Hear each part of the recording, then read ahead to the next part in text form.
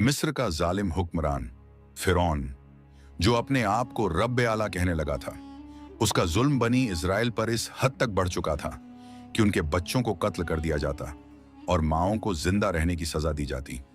इसी जुल्म के दौर में अल्लाह ताला ने हजरत मूसा अलैहिस्सलाम को नबूवत अता फरमाई और उन पर यह जिम्मेदारी रखी कि बनी इजराइल को फिरौन के जुल्म से नजात दिलाएं।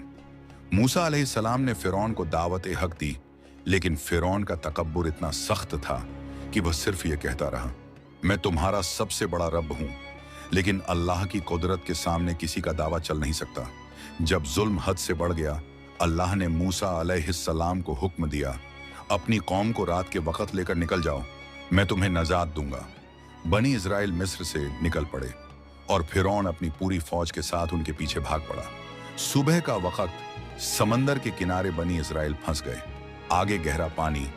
लोग घबरा कर कहने लगे, हम पकड़े गए मूसा। लेकिन हजरत मूसा अल्लाह के रसूल ने पूरे यकीन से कहा, कल्ला, मेरा रब मेरे साथ है, वह जरूर रास्ता बनाएगा।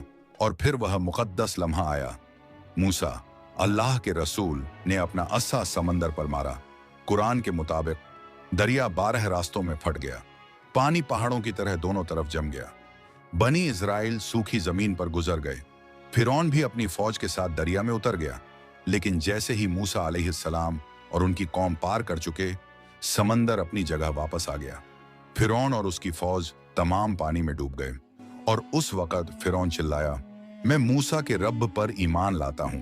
लेकिन अल्लाह ताला ने फरमाया, आज तेरी जान तो बचा ली जाएगी ताकि तू बाद वालों के लिए एक निशानी बन सके।